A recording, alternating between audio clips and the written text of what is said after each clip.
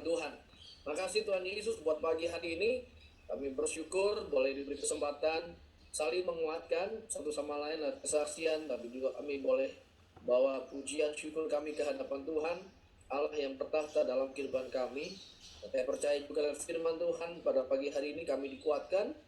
Kami percaya firman Tuhan bukan sekedar menambah pengetahuan kami, tapi ada kehidupan yang mengalir, membawa kemerdekaan bagi setiap kami. Hati kami disiapkan, Roh Kudus akan mengajar kami, menolong kami. Dalam nama Yesus Tuhan yang kami kasih, haleluya, amin. Amin. Ya, Bapak Saudara, bulan ini topiknya adalah strong, ya, kuat, ya. Tapi kalau saya boleh kasih judul, kekuatannya apa sih? Kekuatan iman, ya. Jadi yang kuat itu harusnya adalah iman kita. Karena sekuat fisik kita, lambat laun akan merosot juga, ya. Kita boleh kuat atlet, ya, kita boleh binaragawan, kita bisa punya fisik yang prima, tapi paling lama bertahan berapa? Ya 40 tahun, 50 tahun. Memang ada satu dua yang sampai tua masih kuat. Misalnya contoh siapa? Stallone, ya, jagoannya Rambo, Jackie Chan. Itu umur udah 70 tahunan, badannya masih kalah anak umur 20-30 tahun, ya. Ada satu dua. Tapi rata-rata sih ya pasti merosot lah, ya, kekuatannya. Nah, jadi kalau kekuatan fisik itu ya perlu tapi terbatas, ya. Dan belum tentu juga bisa menyelesaikan banyak masalah dalam hidup. Tapi kalau kekuatan iman itu kita akan butuhkan terus-menerus. Dari kita kenal Tuhan pertama kali sampai kita tutup mata nantinya, kekuatan itu nggak boleh naik turun, harusnya semakin lama semakin kuat. Makanya contoh di Alkitab yang bagus itu Kaleb, ya. Ketika dia usia 40 tahun, dia bersama Yosua itu mengintai, kemudian melihat penggenapan janji Tuhan masuk tanah perjanjian. Tapi ketika usia 85 tahun, dia bilang gini, umurku 85, tapi aku sama kuat ketika aku masih muda sana. 45 tahun yang lalu, aku bisa kalahkan musuh, sekarang aku pun masih bisa berperang. Dan Alkitab mencatat memang dia mendapatkan jarahan, ya, tanah warisan untuk keluarganya di usia yang tidak muda lagi. Tapi apa sebenarnya yang membuat dia itu kuat? Ya, saya percaya iman dia kepada Allah yang hidup, ya. Ketika dia muda melihat raksasa, dia berkata, oh kita pasti kalahkan, kita akan telan itu raksasa. Ini iman yang dia bangun sejak muda sampai tua pun dia jaga. Jadi kita mau belajar dengan cepat kekuatan iman di pagi hari ini. Next slide. Ya, ini ayat pertama kita, ya. Sebab di dalamnya nyata kebenaran Allah yang bertolak dari iman dan memimpin kepada iman. Sebab ada tertulis, mari saudara baca di rumah masing-masing bagian akhirnya 2-3. Orang benar akan hidup oleh iman, ya. Jadi orang benar akan hidup oleh iman. Kita nggak hidup karena uang kita nggak hidup karena kekuatan fisik kita nggak hidup hanya sekedar karena mungkin kita di tengah lingkungan yang nyaman, yang mapan. Tapi kita berkata kita akan hidup oleh iman kita. Jadi ternyata ini adalah persyaratan yang mutlak yang saya dan saudara harus miliki, ya, sebagai orang percaya. Kita lanjutkan. Perhatikan saudaraku. Tadi di ayatnya, ya, orang benar akan hidup oleh iman. Dan iman itu ada progresnya, ada perjalanannya. Dari iman memimpin kepada iman, ya. Makanya kitab Ibrani berkata Yesus adalah penyempurna iman kita. Perjalanan hidup kita adalah perjalanan iman. Sama seperti pendidikan, waktu SD kita belajar, dan ketika kita lulus sampai ke jenjang lebih tinggi lagi, kita menemukan ada banyak pelajaran-pelajaran baru, ada banyak hal-hal yang tidak dimengerti sebelumnya ketika kita ada di level SD. Kemudian setelah kita melewati proses naik ke jenjang lebih tinggi lagi, kita temukan ada pelajaran-pelajaran baru lagi, ada ujian-ujian baru lagi yang lebih sulit dibandingkan sebelumnya. Tujuannya apa? Membuat kita naik ke level lebih tinggi lagi. Nah, sama dalam kehidupan kita sebagai orang percaya, Tuhan bawa kita step by step, ya. Dan iman itu adalah sebuah perjalanan. Sehingga ketika kita ini dibawa ke level lebih tinggi lagi, kita berhadapan dengan tantangan yang lebih berat, ujiannya lebih sulit. Tujuannya bukan untuk menghancurkan kita, tujuannya untuk membuat kita naik ke level lebih tinggi lagi. Yang setuju katakan amin. 2 Petrus pasal 1 ayat 5 sampai 7.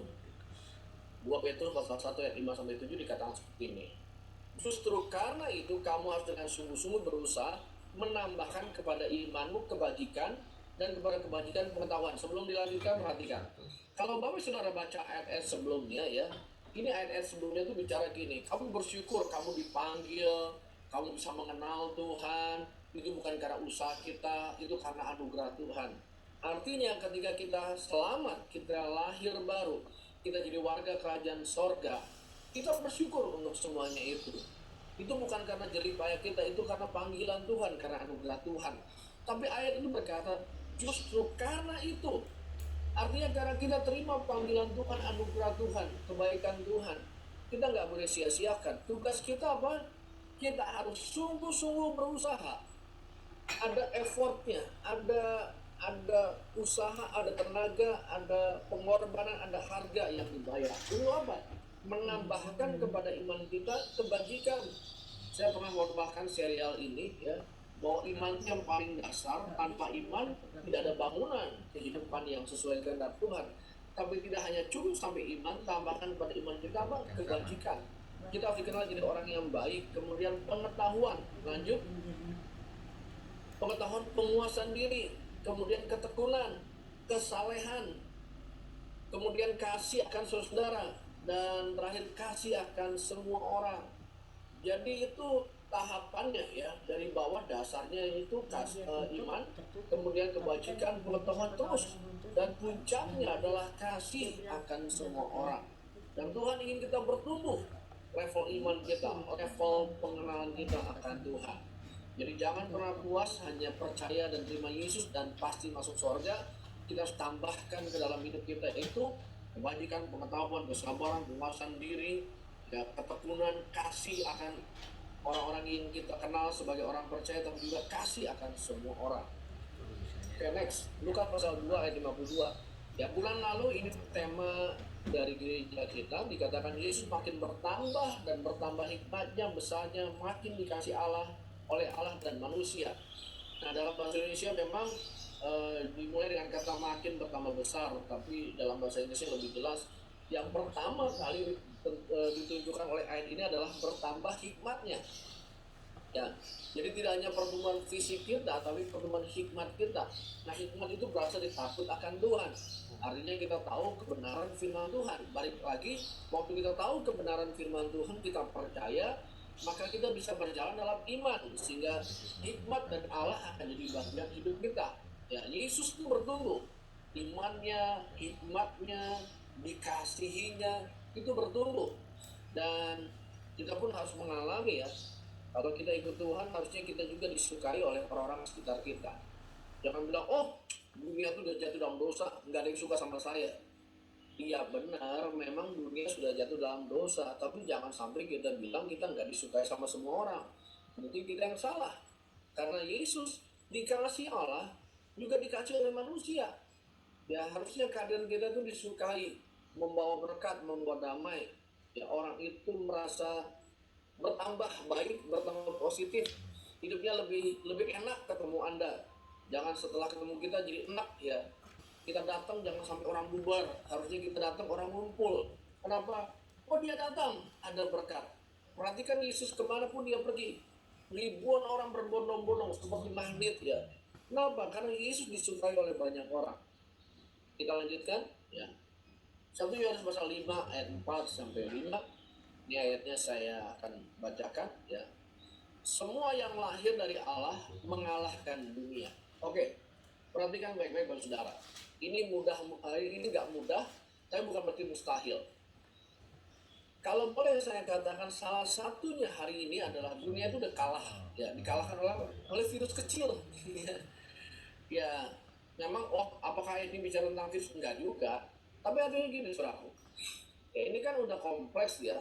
Ini tidak hanya masalah penyakit, masalah ekonomi, masalah budaya. Tadi malam ada seminar konseling dari roh pusat ya, tentang bagaimana kita ini bisa melayani lebih efektif lagi dari sisi psikologinya, konselingnya. Nah, kenapa? Karena orang banyak yang stres. Kemarin waktu saya di rumah ibu saya lupa di kota mana, eh, orang tuanya COVID di rumah sakit. Nah, ketika mendengar bahwa orang tuanya itu akhirnya meninggal di rumah sakit, anaknya gantung diri di rumahnya. Memang anaknya isoman, tapi orang tuanya dibawa ke rumah sakit. Anaknya ikut gantung diri. Kenapa? Stres berat. Atau berpikir ya udahlah, nggak ada harapan. Memang benar ya, hari-hari ini begitu banyak orang tertekan, begitu banyak orang stres ya. Dunia itu seakan-akan mencekam. Tapi ini yang Alkitab katakan, semua yang lahir dari Allah mengalahkan dunia. Itu harus kita tanya kepada diri kita sendiri. Apakah kita ini benar-benar lahir dari Allah?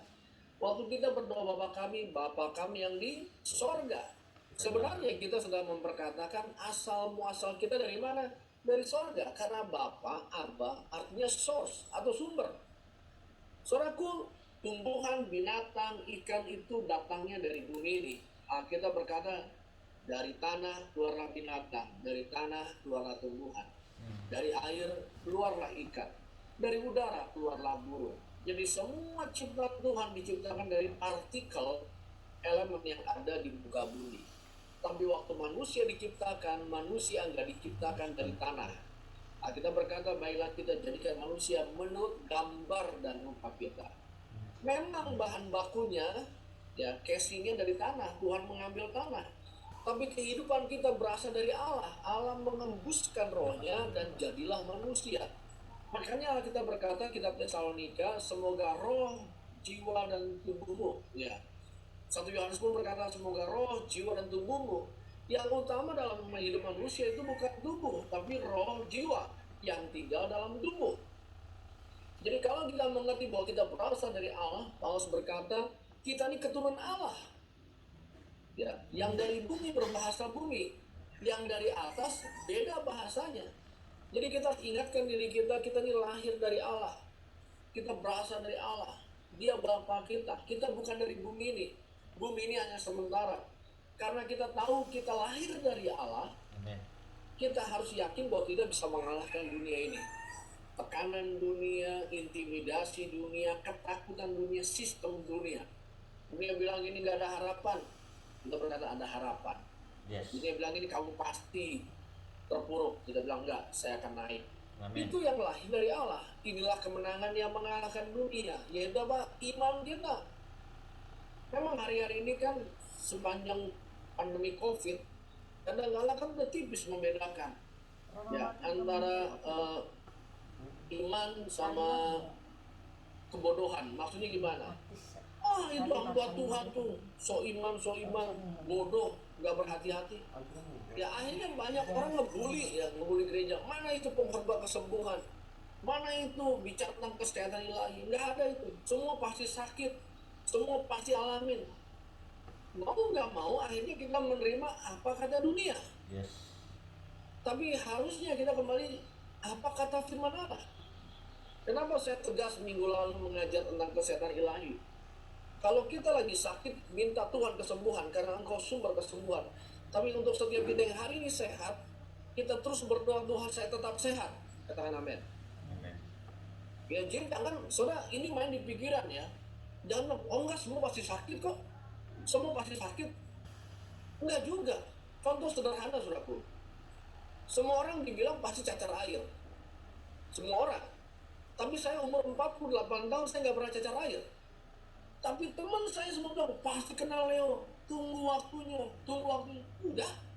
Artinya gini, ya kita nggak menafikan ilmu pengetahuan, ilmu kedokteran dan sebagainya. Tapi juga kita harus percaya apa kata Tuhan.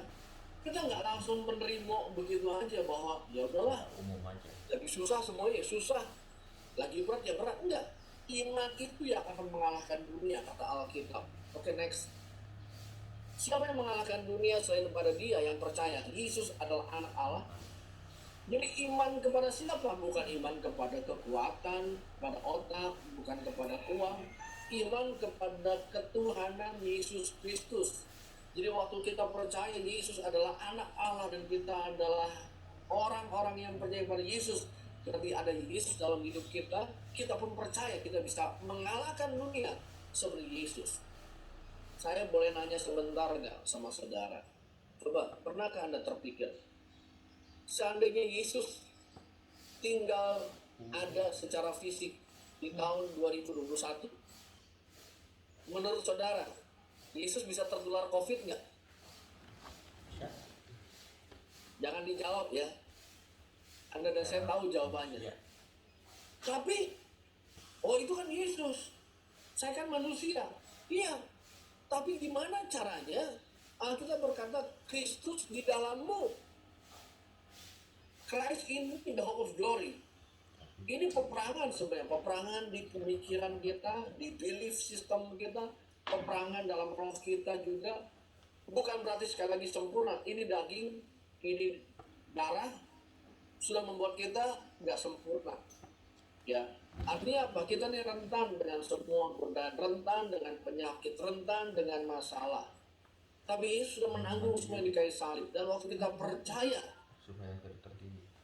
sekitar 20 tahun yang lalu, ada seorang hamba Tuhan, ya, pertama kali saya dengar, dia dapat pewahyuan dari Tuhan, bahwa kalau seorang ibu melahirkan nggak perlu sakit. Yesus sudah menanggung di kayu salib, termasuk penyakit bersalin itu. Saya bilang, ini lagi hamba Tuhan model begini nih. Ngeroh nih.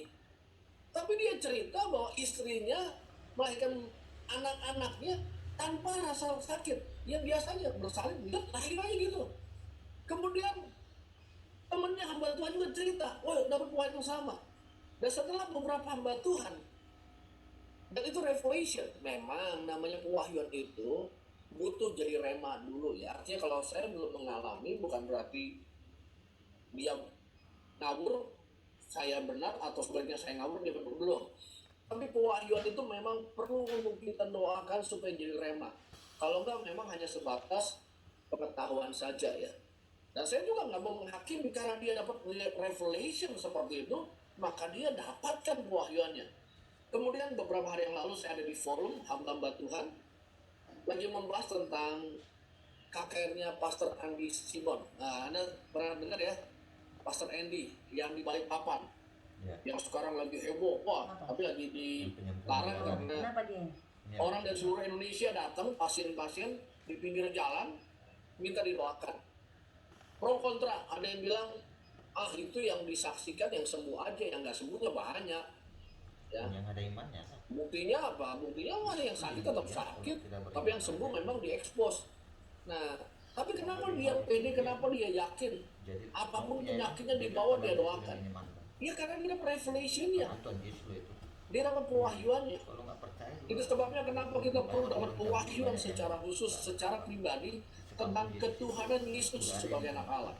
Supaya kita ini nggak kata orang, nggak kata pendeta, tapi kita alami sendiri. Ya, ini yang sulit sebenarnya ya, bukan berarti mustahil. Saya perlu bersungguh-sungguh cari pewahyuan Tuhan. Benar nggak Tuhan saya mau alamin? Bukan kata orang, tapi saya alami sendiri Tuhan. Karena kalau pendeta saya ngomong, belum tentu saya itu dapat pewahyuannya. Cuma nambah pengetahuan aja. Jadi kita nggak bisa nempel iman pewahyuan orang lain. Dan tadi saya kasih beberapa contoh hamba-hamba yang pakai kesembuhan, ya karena kesembuhan Tuhan, dia dapat pewahyuan hal itu. Dia percaya bahwa Yesus sudah menyembuhkan semua penyakit. Dan lewat keyakinannya, banyak orang yang ditolong, yang disembuhkan. Ya, kalau saya nonton itu Pastor Andy itu, ya percaya nggak percaya, wali kotanya datang, kapolresnya datang, ya nggak dilarang ya, petugas semua mengawal orang-orang yang sakit, udah kayak rumah sakit di pinggir jalan ya. Ya, kalau dibilang pokok nggak mungkin lah sampai selevel wali kota itu sampai turun tangan gitu ya. Artinya banyak testimoni yang mengatakan bahwa memang mereka disembuhkan saat itu juga. Nah ini kembali lagi kita butuhkan pewahyuan dalam hidup kita. Next. Matius 17 ayat 20. Ya. Yesus berkata pada mereka, karena kamu kurang percaya. Ternyata iman pun bisa ditambahkan. Kalau memang imannya masih kurang. Ya. Ya. Kenapa kita perlu baca Alkitab, berdoa, minta pewahyuan, supaya kekurangan iman kita ini bisa disubstitusi lewat pewahyuan yang datang dari Tuhan. Aku berkata kepadamu, sesungguhnya sekiranya kamu punya iman sebesar biji sesawi saja, kamu dapat berkata kepada gunung ini, pindah dari tempat ini ke sana. Maka gunungnya akan pindah dan tak akan ada yang mustahil bagimu. Yang ngomong siapa? Tuhan Yesus. Ya. Perlu nggak kita pindahin gunung? Ya, nggak perlu juga ya. Karena repot. Petanya bisa berubah-ubah ya. Dimana di situ ada binatang, ada orang ya. Tapi yang Tuhan katakan ini, nggak ada yang mustahil. Tak ada yang mustahil bagimu. Yang ngomong bukan saya, yang ngomong Tuhan Yesus. Kalau kita punya iman, nggak ada yang mustahil. Dia bisa pindahkan gunung-gunung masalah kita. Ya, apa sih penyakit yang terberat? Penyakit yang membuat orang jadi mati. Dan ada beberapa hamba Tuhan, ya, termasuk Smith Wigglesworth, kalau sudah baca bukunya ya, sepanjang karir pelayanannya dia bangkitkan 14 orang mati. Dan Bonnke pun pernah mengalami ya, ada videonya, orang mati digotong ya, dibawa, didoakan dan bangkit kembali. Orang bilang mustahil, tapi di Alkitab ada. Yesus bangkitkan Lazarus sudah 4 hari, sudah busuk. Artinya nggak ada yang mustahil bagi kita. Yang mati aja bisa dibangkitkan, apalagi masalah-masalah kita. Jadi kembali lagi kuncinya adalah iman. Oke, kita lanjutkan. 1 Samuel 17 ayat 34 sampai 37. Daud bilang sama Saul, hambamu biasa menggembalakan kambing domba. Saya suka dengan kata biasa. Kita nggak perlu jadi orang yang luar biasa, kita hanya jadi orang biasa. Daud itu seorang gembala kambing domba yang nggak banyak, 3-4 ekor kambing domba. Bukan pengusaha besar, bukan orang yang punya jumlah karyawan banyak. Dia cuma menggembalakan 3-4 ekor kambing domba biasa. Artinya tiap hari profesinya seperti itu. Apabila datang singa atau beruang menerkam seekor domba dari kawanannya, bayangin saudaraku, kalau banyak orang seperti Daud, 3-4 ekor kambing domba, datang singa, udah kasih makan aja tuh singa. Paling ini makan satu, ngapain bertarung lagi kan? Beruang datang, udah rezekinya beruang, kasih aja satu daripada saya dimakan. Tapi Daud beda, saudara. Ketika ada singa beruang, dia bilang ini, aku mengejarnya, menghajarnya, melepaskan domba itu dari mulutnya. Apabila dia berdiri menyerang aku tangkap danggutnya, hajar dan membunuhnya. Wah, keren banget ya Daud ya. Baik singa maupun beruang telah dihajar oleh hambamu ini. Dan orang Filistin yang tidak bersunat itu, ia akan sama seperti salah satu daripada binatang itu, karena ia telah menemukan barisan daripada Allah yang hidup. Saudaraku, waktu Daud melihat Goliat yang besar, dia menghadap Raja Saul. Apa yang dilakukan? Dia bukan boasting ataupun sombong atau angkuh, enggak. Dia lagi ingatkan diri dia. Raja, aku ini orang biasa, tapi kalau ada singa beruang ingin menerkam dombaku, aku nggak kasih makan itu beruang atau singa, aku nggak pasrahkan. Oh jaga jarak dia bunuh, enggak. Dia kejar itu singa, kata kita. Dia kejar singa, dia kejar beruang. Kalau zaman sekarang anak muda lagi ngumpul, ya misalnya di padang penggembalaan sana ya, daerah-daerah yang ada padang penggembalaan, kemudian ada singa atau beruang datang, bubar itu anak muda. Tapi di zaman Daud, kalau ada singa lagi ngumpul, Daud datang, singanya bubar. Kenapa? Singanya bilang gini, hati-hati itu, kita dikejar sama dia. Jadi singa ngelihat Daud tuh takut. Zaman sekarang anak muda ngelihat kecoa takut, ya, apalagi singa ya. Nah, abang saya di Bengkulu itu menjaga ladang sawit. Di Bengkulu masih ada harimau, saudara. Abang saya masih sering ngeliat kotoran harimau yang gede-gede. Jadi kalau lagi naik motor, survei ya, atau lagi pergi, kemudian dia lihat ada kotoran harimau di tengah jalan atau di pinggir jalan, langsung ngebut. Kenapa? Berarti baru itu harimau di situ. Karena ada banyak kejadian juga masih diterkam harimau, ya penduduk-penduduk. Nah, wajar nggak wajar. Tapi sekali lagi Daud itu luar biasa ya, imannya. Dia melihat Goliat itu bilang, saya juga bisa kalahin dia. Seperti saya kalahkan singa dan beruang. Jadi iman itu progresif ya. Iman itu dilatih. Iman itu perlu diperkatakan juga. Dia memperkatakan imannya kepada Raja Saul. Pula kata Daud, Tuhan telah melepaskan aku dari cakar singa, dari cakar beruang. Dia juga akan melepaskan aku dari tangan orang Filistin itu. Kata Saul pada Daud, pergilah, Tuhan menyertai engkau. Jadi dia bilang, Tuhan melepaskan aku dari cakar singa, dari cakar beruang. Dia juga akan melepaskan aku dari tangan orang Filistin itu. Itulah perkataan iman. Harusnya kita seperti Daud, usianya baru 16-17 tahun, Daud saat itu. Ya, tapi dia bilang sama Raja Saul, Tuhan yang melepaskan aku dari cakar singa, dari cakar beruang, Tuhan yang sama akan melepaskan aku dari tangan orang Filistin yang tidak bersunat itu. Bisa nggak kita anak-anak Tuhan bilang seperti itu? Tuhan melepaskan aku dari semua masalahku di masa lalu. Tuhan yang sama akan melepaskan aku dari semua raksasa yang ada di depanku. Nah, kalau kita bisa bilang segitu, itu perkataan iman, itu bukan perkataan kesombongan. Karena kekuatan kita bukan dari Tuhan. Kekuatan kita bukan dari diri kita, kekuatan kita datangnya dari Tuhan. Oke? Kita lanjut. Efesus 6 ayat 16. Dalam segala keadaan pergunakanlah perisai iman. Bagi saudara perlu ketahui ya, ini perisainya itu bukan perisai yang dipakai kalau kita nonton film-film di Indonesia yang perisai yang kecil, atau perisainya seperti Captain America ya, yang bulat gitu.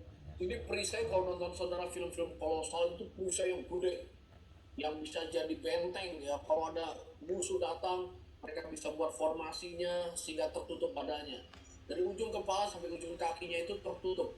Itu sebabnya kenapa kita harus pakai iman kita untuk melindungi pikiran kita, mata kita, hati kita, seluruh hidup kita dengan iman. Pergunakanlah perisai iman, sebab dengan perisai itu kamu dapat memadamkan semua panah api dari si jahat. Saudara yang terkasih, hati-hati untuk mengkonsumsi semua informasi hari-hari ini. Kita perlu pilah-pilah. Saya setuju, informasi yang baik kita harus terima supaya kita bertambah pengetahuan, hikmat. Tapi kalau ada informasi yang datangnya dari kuasa kegelapan yang mendompleng, yang membuat pikiran kita jadi parno, jadi khawatir, takut, stres, itu panah api dari si jahat. Kita gunakan perisai iman kita. Karena kalau enggak kita lumpuh, kalau enggak kita akan mati karena intimidasi. Nah, dengan cepat saudaraku, walaupun banyak-banyak tapi ini cepat ya. Seberapa penting iman itu? Pertama, iman itu penting karena yang pertama adalah kita diselamatkan oleh iman. Ini yang paling basic. Saudara dan saya, bukan karena perbuatan baik kita beroleh keselamatan. Jangan pernah takut dengan namanya kematian. Kenapa? Karena kematian hanyalah pintu untuk kita bertemu dengan kekekalan. Dan dalam kekekalan itu, kita bukan hilang dalam kegelapan. Kita bertemu dengan pencipta kita. Ada kehidupan yang jauh lebih menyenangkan, yang jauh lebih luar biasa di depan sana bersama dengan Allah. Tapi kita bukan berarti punya mentalitas kabur dari kehidupan. Kita bukan jadi orang-orang yang udahlah susah hidup di muka bumi lah, mati aja cepatlah biar ketemu Tuhan. Ya enggak. Tapi juga kita nggak perlu takut. Ya, kita ini sudah diselamatkan.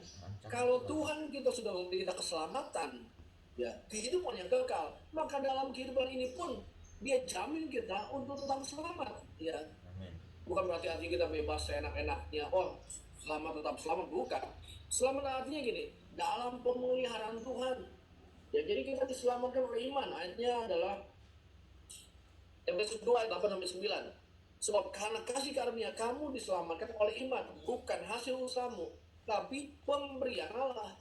Jadi ini bukan karena kerja keras kita, ini pemberian Tuhan kita diselamatkan. Itu bukan hasil pekerjaanmu. Jangan ada orang yang memegahkan diri. Jadi nggak bisa uang menyelamatkan kita, nggak bisa jabatan menyelamatkan kita. Itu adalah kasih karunia Tuhan.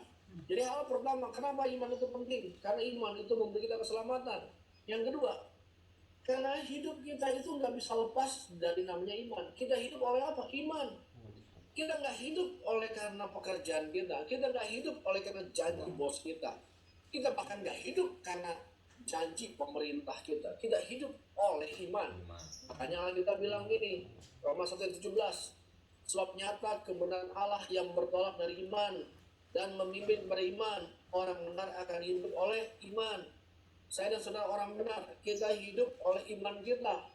Yes. Iman itu penukar dalam kerajaan sorga. Apapun yang baik di sorga, kita bisa tarik dalam hidup kita kalau kita percaya, kalau kita beriman. Jadi Tuhan ingin kita hidup dalam iman. Karena tidak mungkin kita hidup kalau kita nggak punya iman. Ya. Yang ketiga, kita menerima pembenaran oleh iman. Ya, kita ini jauh dari sempurna. Tapi bicara pembenaran, kita dibenarkan. Status kita di hadapan Tuhan itu benar. Padahal kita ini banyak kekurangan, banyak kesalahan, banyak pemberontakan. Gimana caranya kita ini bisa dibenarkan atau menerima pembenaran?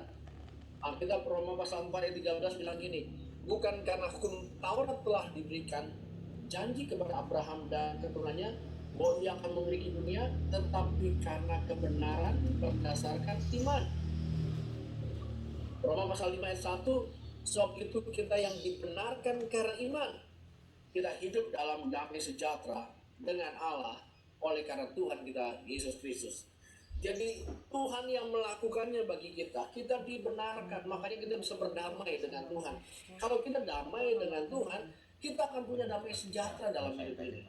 Biasanya orang yang nggak hidup dalam damai sejahtera, itu lagi berseteru sama Tuhan. Dia nggak bisa nerima, dia bisa nggak ngerti, ya. Padahal dia dibenarkan oleh Tuhan, dia diterima oleh Tuhan, dia dikasih oleh Tuhan, dia dibenarkan. Jadi status kita ini bukan berjuang supaya jadi benar, kita sudah dibenarkan oleh karena anugerah Tuhan. Dan kita terima, saya orang benar. Karena saya orang benar, saya hidup oleh iman. Saya harus percaya kepada Tuhan sepanjang hidup saya. Jadi ini yang Tuhan kehendaki. Yang berikutnya, yang kelima, kita punya akses atau jalan kepada Allah oleh iman. Di perjanjian lama orang itu harus lewati banyak prosedur untuk bisa bertemu Tuhan. Ya. Mereka harus mempercayakan kepada imam besar untuk bisa dengar suara Tuhan, tuntunan Tuhan, untuk bisa bertemu Tuhan. Ya. Tapi kita bersyukur ketika Yesus mati di kayu salib, ya, tirai bait Allah terbelah.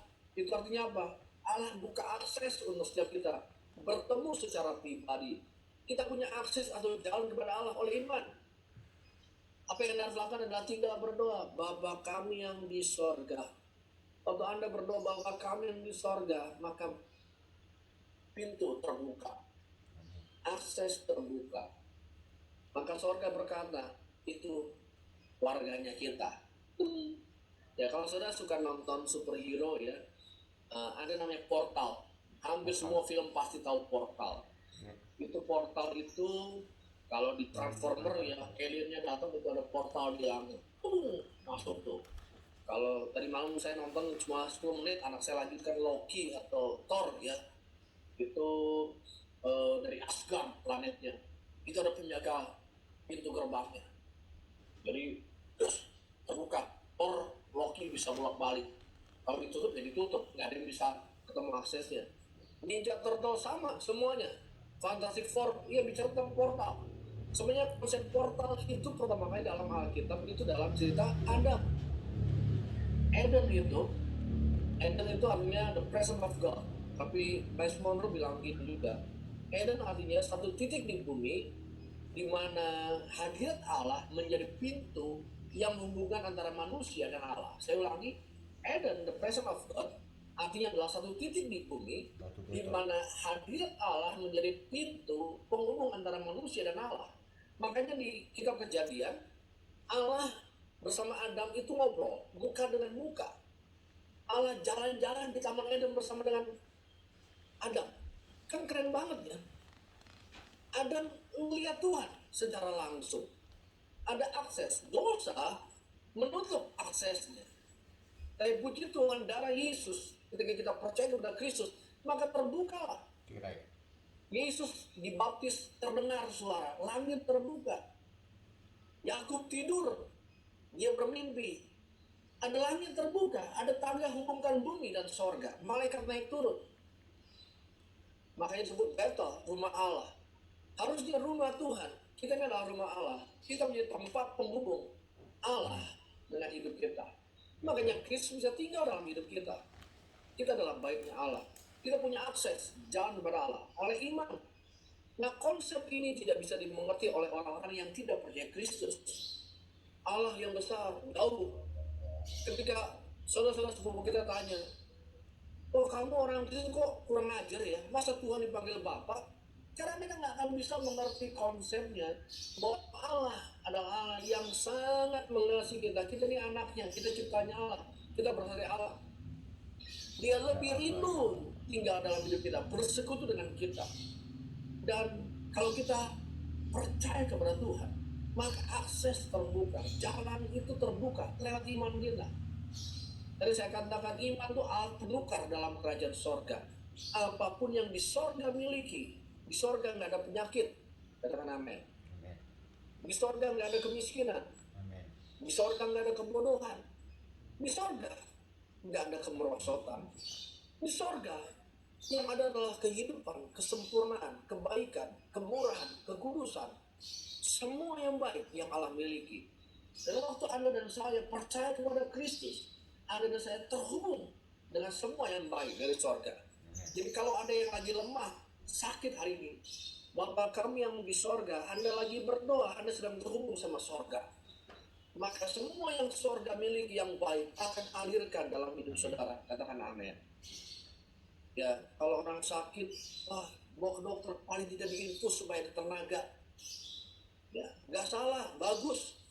Tapi juga saya ngalamin 2 minggu lalu, jam 11 malam habis antar mertua di rumah sakit Pertamina Pusat untuk bisa dapat kamar karena serangan jantung. Jam 11 malam saya lari ngebut ke Pulau Gadung jemput ibu saya karena abang saya bawa ke rumah sakit. Keliling 4 rumah sakit hanya untuk minta diinfus. Nggak bisa, saudaraku. Antrian Pak 3-4 jam. Keburu pingsan ibu saya di mobil nungguin antrian begitu banyak. Pindah rumah sakit, akhirnya ada rumah sakit kecil, kami bawa ke situ, hanya minta diinfus, nggak bisa. Tenaga medisnya, perawat yang duduk cuma satu, dokter satu lagi keliling-keliling, udah sejam tidur, minta diinfus aja nggak bisa. Apakah salah? Enggak, kami udah berusaha. Telepon sana sini nggak ada. Saya lihat ibu saya sama abang saya, udah mau pulang aja ke rumah. Mah, kita berdoa aja mah, bukan berarti kita nggak sayang sama mama ya. Nggak ada tempat, nggak ada infus aja nggak bisa. Dibawa pulang ibu saya, taruh di rumah. Saya ambil madu, saya kasih madu. Nah, udahlah minum madu aja, minum air panas, kasih susu. Udah kemarin kita berdoa, Tuhan campur tangan, Tuhan kehidupan mengalir. Kalau infus nggak bisa dapat, Tuhan engkau sumber kehidupan mengalir. Ibu saya tidur, kakak saya semua telepon, Neo nggak dibawa aja, nggak ada kan, nggak ada tempat. Udah tenang. Yang pasti adalah bukan kita nggak lakukan bagian kita, udah. Tapi kalau terbatas, kita harus percaya ada sumber infus yang terbaik datang dari surga. Kekuatan supernatural dari Tuhan. Sekali lagi saudaraku, saya tidak mengatakan bahwa kita nggak perlu gunakan hikmat atau pengetahuan. Tapi kalau Anda terjepit dan nggak tahu apa-apa lagi, ingat baik-baik. Allah mengasihi kita, kita punya akses. Yang keenam, iman yang kita akan selesaikan. Oleh Dia kita juga beroleh jalan masuk oleh iman pada kasih karunia ini. Jadi ada akses untuk kita ketemu Tuhan, ada jalan. Ya, yang keenam, kita jadi kuat dalam keyakinan kita oleh iman. Saya berdoa saudara jadi strong, jadi kuat. Ya, kuatnya kenapa? Ini ayatnya, ya. Bukan karena kami mau memerintahkan apa yang harus kamu percayai, karena kamu berdiri teguh dalam imanmu. Sebaliknya kami mau turut bekerja untuk sukacitamu. Kamu berdiri teguh dalam iman. Kita kuat kalau kita bisa berdiri teguh dalam iman kita. Akan lebih banyak goncangan di depan kita. Saudaraku, jangan pernah berpikir, oh ke depan akan lebih baik, new normal. Alkitab sudah bilang, di hari terakhir akan ada masa yang sukar. Orang akan mencintai dirinya sendiri. Orang nggak peduli aturan lagi. Lawlessness. Orang itu udah mikirin gimana dapat uang lebih banyak, nggak peduli orang lain. Udah masa bodoh orang itu. Ya, udah nggak peduli sama kiri kanan. Akan ada masa yang sukar. Ekonomi, politik nggak akan lebih baik. Tapi orang yang berdiri teguh dalam iman itu yang bertahan sampai kesudahannya. Yang berikutnya, sorry pasti pakai G ya. Kita menerima roh yang dijanjikan. Ya, berikutnya, sorry itu hurufnya G ya, harusnya nomor. Kita menerima roh yang dijanjikan oleh iman. Roh Kudus adalah penolong. Roh Kudus adalah Allah sendiri. Dan kita beroleh Roh Kudus. Kenapa? Karena kita beriman. Makanya ya jangan sampai ada Bapak Ibu Saudara yang ikut di ibadah roh baik online atau onsite di Cibubur yang belum mengalami baptisan Roh Kudus dengan tanda pertama dan satu-satunya berbahasa roh. Itu bukan membuat saudara itu lebih rohani dari orang lain waktu Anda berbahasa roh, tapi sekali lagi Roh Kudus itu diterima oleh iman juga. Ada yang bilang, oh diajarin itu bahasa rohnya. Ya nggak boleh diajarin. Tapi apapun yang kita terima harus diterima dengan iman. Yes. Kita selamat karena iman. Kita menerima Roh Kudus karena iman kita, bukan karena uang kita. Makanya Petrus bilang gini, terkutuklah uangmu, karena ada penyihir yang berpikir gue bisa beli karunia Roh Kudus dengan uang saya. Karena Rasul berkata, terkutuklah uangmu. Kamu pikir bisa beli Roh Kudus dengan uangmu? Roh Kudus tidak bisa dibeli dengan uang kita. Hanya bisa diterima dengan iman percaya kita. Kenapa? Karena ada berkat Tuhan, ada berkat Abraham yang sampai kepada bangsa-bangsa lain. Oleh iman kita menerima roh yang telah dijanjikan itu, yaitu Roh Kudus. Next. Ya. Lanjut, coba Mas Ega, lanjut ya. Kita melakukan pekerjaan Tuhan oleh iman. Jadi pelayanan, bisnis, pekerjaan kita itu kita harus lakukan dengan iman ya. Jadi bukan dengan yang lain kita lakukan, hanya oleh iman. Jadi kalau Anda bekerja, Tuhan saya percaya ini pekerjaan datang dari Tuhan, saya ucapkan syukur, lakukan dengan iman. Benar nggak ya? Benar nggak ya? Kalau kita melakukan suatu pekerjaan tanpa iman, itu nggak berkenan di hadapan Allah, kata Alkitab ya. 1 Timotius pasal 1 4, ataupun sibuk dengan dongeng dan silsilah yang tiada putus-putusnya, yang hanya menghasilkan persoalan belaka. Di luar sana banyak orang yang hidupnya hanya dongeng ya, atau silsilah yang tidak putus-putusnya. Itu maksudnya apa sih? Ya cerita nenek moyang lah, atau apa kata orang, tradisi lah, yang gak sesuai sama firman Tuhan, itu akan menghalangi kita hidup dalam kebenaran. Jadi kita hidup sesuai dengan firman Allah, benar-benar ya, hari-hari ini. Next, yang terakhir ini, kita menantikan kedatangan Yesus kedua dengan iman. Ya, saya mau tekankan sedikit aja tentang menantikan kedatangan Yesus. Yesus pasti datang, amin. Nggak mungkin diragukan, dia yang berjanji. Maranatha, dia akan segera datang.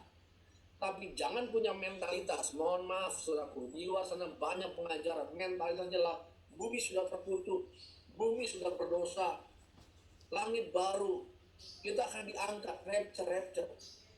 Ya mikirnya surga mulu, berharap besok mau datang. Saya ada beberapa nih, dulu ya belajar, pernah jadi murid juga, tapi sekarang, aduh, kalau saya lihat statusnya, berdoalah, segera, Yesus akan segera datang.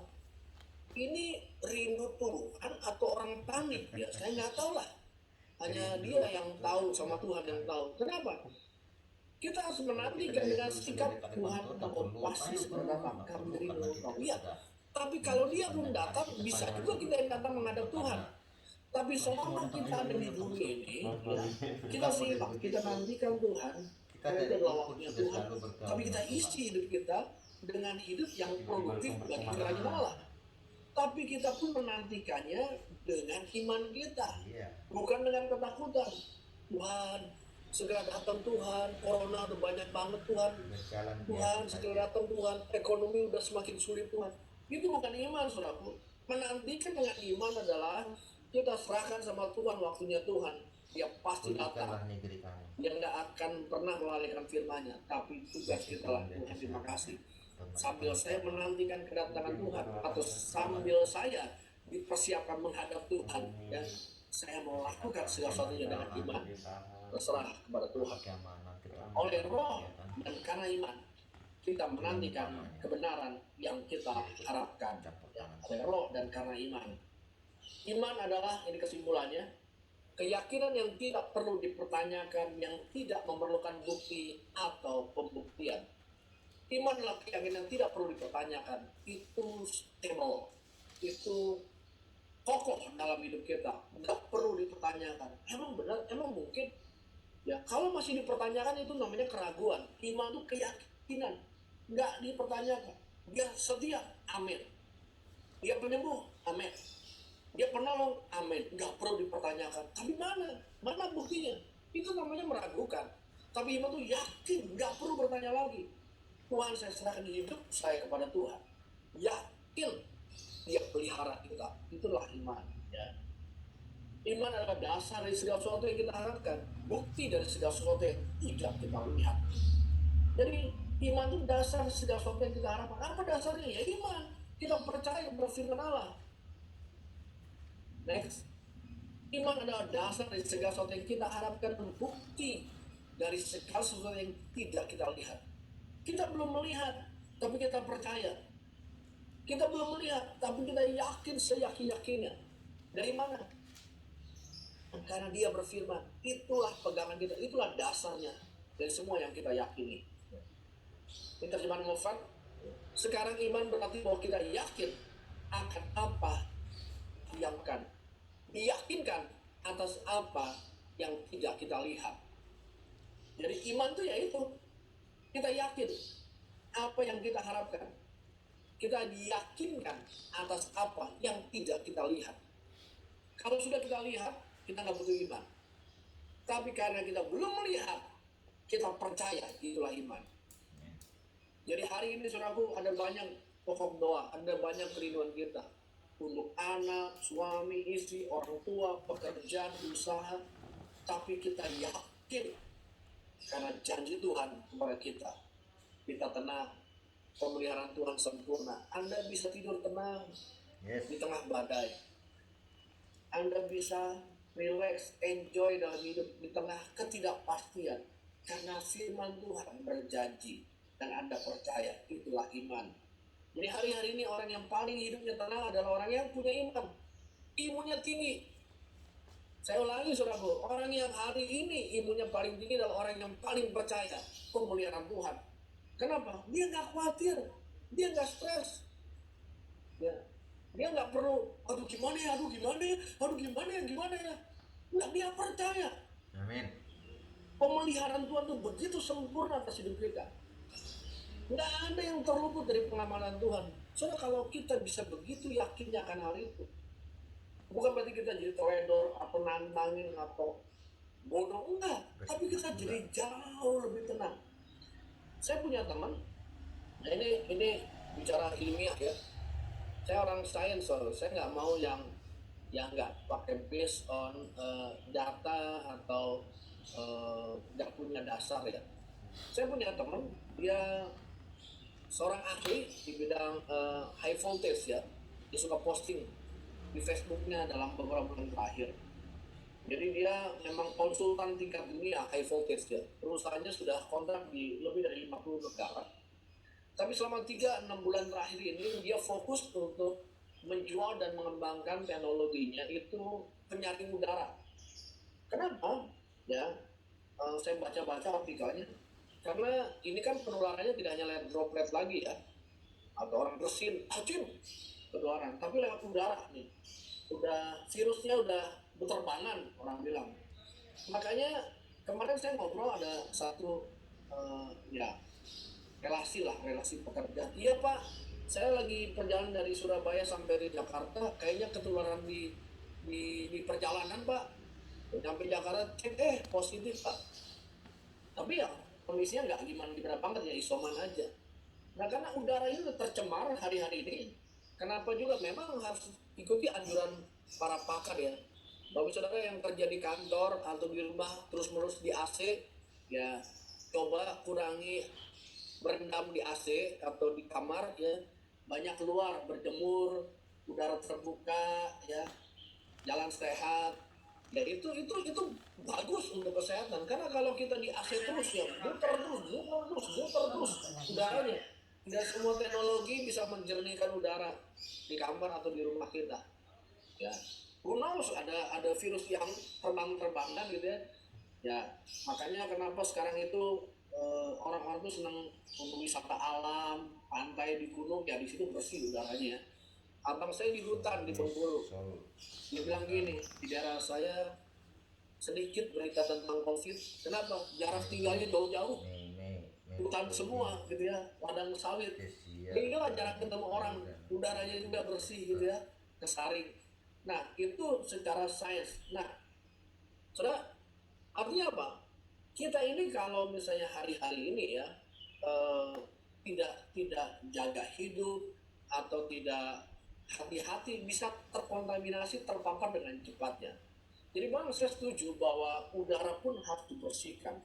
Tapi yang saya ingin sampaikan gini, kalau imun kita ini ingin bagus, ingin kuat ya, kita harus percaya sama Tuhan, iman kepada Tuhan, dan itu membuat daya tahan kita tuh kuat ya.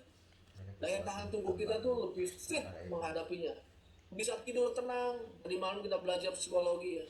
Orang yang stres susah tidur. Nah, puji Tuhan, saya ini nggak punya masalah tidur. Ya kalau mau tidur ya tidur. Di mana aja, kapan aja. Oh enggak panik, enggak. Asal udah ngantuk ya tidur. Ya, Yesus pun tidur di tengah badai. Jadi iman itu membuat kita bisa lebih rileks dalam hidup ya. Menghadapinya nggak panik. Oh, keluarga kita lagi gimana? Allah tuh bekerja dalam segala sesuatu. Allah mengontrol segala sesuatu. Iman adalah menggenggam ketidaknyataan dari pengharapan dan membawa mereka ke dalam alam nyata. Apa yang sudah harapkan di masa depan? Ya, saya tutup dengan beberapa statement. Sudah, kalau kita hari ini hanya fokus yang terjadi hari ini, kita nggak akan maju. Saya menantang saudara semua untuk lebih bergairah hidup. Amin. Lihat apa yang terjadi di depan. Izinkan saya cerita beberapa hal yang menarik. 3 hari lalu saya nonton, ada seorang posting, ini lucu tapi pembelajaran. Ada seorang guru non-Kristen menjelaskan tentang perbedaan kualitas pendidikan sekolah Kristen dan non-Kristen. Beberapa alasan. Sekolah Kristen didesain itu untuk menciptakan orang-orang terbaik menuju masa depan. Mereka bicara tentang teknologi masa depan, tentang ruang angkasa, tentang listrik dengan konsep yang ramah lingkungan dan lain sebagainya. Sementara non-Kristen sekolahnya berbasis dengan keikhlasan. Kita mau masuk surga, kita harus mendidik anak-anak kita itu takut sama Tuhan supaya masuk surga. Dampaknya apa? Dia bilang gini, saya guru di sekolah Kristen dan non-Kristen. Saya mengajar sepertiga jam di sekolah Kristen, di saat yang sama saya mengajar di sekolah non-Kristen 3 kali lipat waktunya. 8 jam di sekolah Kristen, 26 jam di sekolah non-Kristen. Beberapa tahun yang lalu, saya dibayar 3 kali lipat, lebih besar di sekolah Kristen dibandingkan sekolah non-Kristen. Jadi Anda bayangkan, waktunya 3 kali lipat, dibayarnya sepertiganya. Dan dia bilang, saya temukan kurikulumnya orang Kristen itu kurikulum yang membawa mereka menuju masa depan. Berbicara tentang pengharapan, iman, teknologi, bagaimana mereka punya kontribusi untuk masyarakat. Nah, dia bilang, saya bukan orang Kristen, tapi saya melihat kenapa sekolah Kristen itu menguasai yang terbaik itu di Indonesia. Dari 10 besar terbaik, itu semua sekolah Kristen. Sementara sekolah negeri atau sekolah non-Kristen itu terpuruk di bawah. Sibuk soal apa? Soal akhirat, sorga, akhirat, sorga, dosa, kafir, kofar, kafir, ya. 1, 2, 3, 4, 5. Nah, untuk saya nonton saya ketawa-ketawa. Tapi apa pelajarannya, saudara? Orang yang imunnya tinggi itu orang yang visioner, katakan amin. Oh, dia tuh semangat melihat masa depan. Dia nggak sibuk. Aduh, mati di sana. Aduh, mati di sana. Aduh, bangkrut sana. Aduh, tutup sana. Oh, stres, down. Apa yang buat kita semangat? Kita melihat masa depan. Amin. Kita melihat apa yang Tuhan akan kerjakan, bangsa ini, generasi kita, keluarga kita, anak-anak kita, itu yang buat kita bangun pagi itu semangat. Saya bangun tadi 4:30, saudaraku. Saya udah standby siap untuk ibadah jam 6. Udah beres semuanya. Saya udah belanja ke pasar, udah masak semuanya. Kenapa? Karena saya tahu saya beribadah. Itu kekuatan, itu kehidupan. Saya mau saudara tuh antusias. Om saya tuh ya mulai jam 7:30. Jam 7 tuh udah semangat ya. Jam 6 tuh udah semangat. Kenapa? Karena itu tipikal orang yang melihat masa depan. Yes. Enggak, aduh Yesus kapan datang nih, udah corona udah kayak gini ya, aduh Yesus kapan datang. Ini orang-orang bakal terpuruk, saudaraku. Jadi saya berdoa kita jadi orang-orang yang antusias, yang punya iman menggenggam tidak nyata dari pengharapan dan membawa mereka ke dalam alam nyata. Tuhan Yesus memberkati. Saya berdoa kita jadi orang yang antusias, yang semangat, bergairah, bangun pagi itu antusias, yang kerja enggak corona, yang benar itu semangat. Kerjakan pekerjaan Kalau kita. disuruh work from home, Lakukan semangat. prokes. Kalau disuruh datang office, jangan aduh ini bos gua mau bunuh gua nih, bos gua mau bunuh gua. Enggak, lakukan dengan iman. Ada pemeliharaan Tuhan sempurna. Selalu Kita nggak berprestasi. nantangin penyakit, kita nggak nantangin masalah, tapi Ini juga nggak Pak, zaman takut. dulu ya. Karena iman itulah Oh, yang ini. mengalahkan dunia. Tuhan memberkati, mari kita berdoa. Sama Tuhan gitu. Ingat waktu Tuhan di Yesus, pasar aku ya. berdoa, biar setiap firman yang kami dengar Amin, berdoa. itu jadi rema dalam hidup kami. Aku perkatakan setiap firman gak pernah kembali sia-sia Tuhan. Mengerjakan sesuatu yang supernatural dalam hidup setiap kami. Iman bisa membuka jalan yang tertutup selama ini. Iman bisa membuka tingkap-tingkap langit terbuka dalam hidup kami. Iman itu akan menerobos semua tantangan di depan kami, yang mengalahkan raksasa dalam hidup kami. Iman itu mematahkan semua intimidasi yang menyerang pikiran kami, membuat kami tidak suka cita, membuat kami takut, membuat kami gak berani melangkah bersama Tuhan. Iman menghancurkan semua kepanikan dalam hidup kami. Iman membuat kami tenang. Iman membuat kami penuh damai sejahtera. Yes. Iman bisa membuat kami berkata, Tuhan Engkau baik, sungguh baik, sangat baik. Iman membuat kami tenang dan rileks dalam hadirat Allah. Amin. Iman membuat kami percaya Allah mengontrol segala sesuatu. Amin. Allah mengirimkan segala yang baik dalam hidup kami. Iman membuat kami percaya kami sedang menarik semua yang terbaik datang dalam hidup kami. Materaikan firman-Mu, dan sebentar kami akan masuk dalam penyawaan kudus. Tuhan kuduskan setiap kami, sucikan kami, agar apa yang kami terima membawa kehidupan bagi kami. Yes. Dalam nama Yesus. Amin. Amin. Saudara, saya kasih waktu santai ya, kita akan penyawaan kudus. Jadi ambil minuman, gelas saudara ambil ya, Hah? kalau ada roti, Perjamuan sini. biskuit, atau ada ya kalau ada sirup atau anggur di rumah saudara ya. Jadi oh nggak ada ya teh manis nggak apa-apa ya. Apa-apa kalau mau Ada rotinya nih, itu boleh dipotong. Ini minumannya.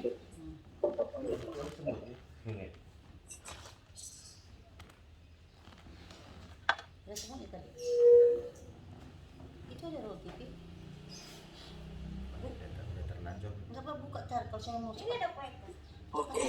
Buka rotinya, cepet buka dong. Ya, jadi kalau saudara siapkan roti, ada anggur. Ini aja. Kita percaya kita bersyukur tubuh dan darah Kristus, dan waktu kita makan roti ini kita ingat Yesus tergantung dia salib, mati, dia dicambuk, diludahin, mahkota dulu, ditusuk, miluhnya menyembuhkan setiap kita.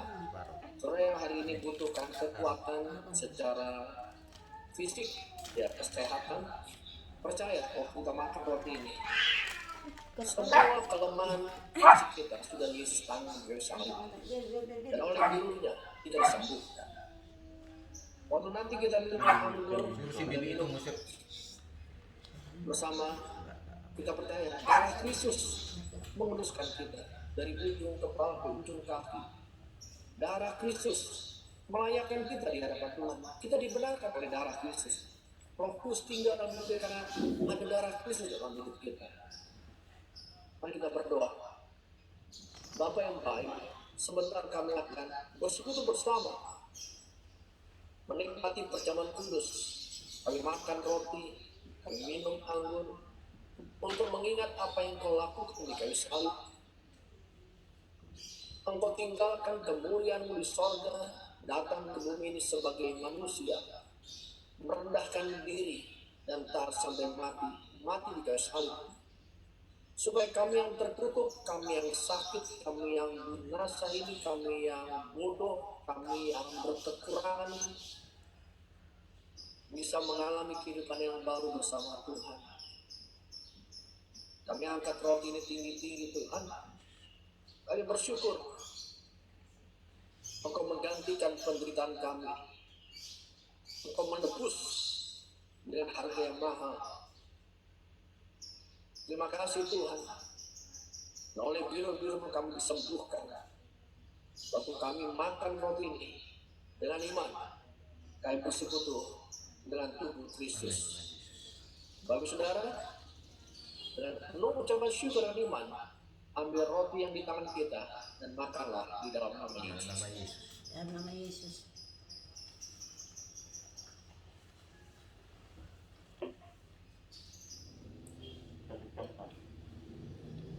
Mari kita angkat cawan yang tinggi-tinggi. Mari kita renungkan apa yang Tuhan lakukan untuk setiap saya, Bapak Ibu Saudara. Tuhan, kami angkat cawan ini Tuhan untuk mengingat Engkau tidak hanya memberikan setetes darah-Mu, Engkau berikan seluruh darah-Mu Tuhan, kehidupan-Mu. Hancur di kayu salib, Engkau rela lakukan supaya kami yang harusnya mati dan binasa, kami dihidupkan kembali. Bahkan oleh darah-Mu kami dibenarkan, oleh darah-Mu kami beroleh kasih karunia, oleh darah-Mu kami beroleh Roh yang kudus. Kuduskan kami untuk kami minum anggur ini. Kami bersudah darah Kristus. Dan perjalanan pengurapan yang baru mengalir hidup kami, dalam hidup kami. Dengan rasa hormat dan penuh ucapan syukur, kami terima darah, ambil dan minum. Dalam nama Yesus. Mari Bapak Saudara taruh cawan sebentar dan bersyukur kepada Tuhan. Angkat suara kita. Mari kita bersyukur kepada Tuhan. Haleluya. Syukur ya. Terima kasih. Sambil kita mengucap syukur, terangkat hati, angkat tangan. Saya berdoa di tempat Engkau ada, di rumahmu, pemeliharaan Tuhan sempurna. Darah Yesus membungkus keluarga kita, rumah kita, sekitar apa, keluar masuk kita, tutup bungkus kuasa darah yang kudus. Puji-pujilah Anak-anak kami, orang tua, keluarga besar kami terpelihara dalam nama Yesus. Kalau ada yang lemah hari ini, kekuatan Tuhan turun, pemulihan sempurna bekerja dalam nama Yesus. Kami hancurkan semua intimidasi, kami hancurkan semua panah jahat, kami hancurkan kelemahan, kami hancurkan roh sakit penyakit dalam nama Yesus. Kemiskinan, kebodohan, kami tolak dalam nama Yesus.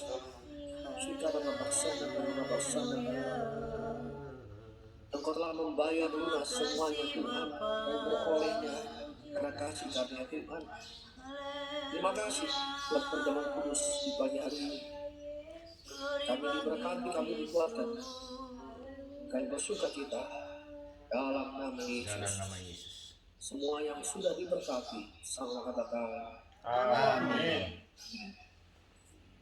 amin. Baik saudara, ya mungkin bisa dibantu Ibu Esther untuk menyapa Bapak Ibu semua.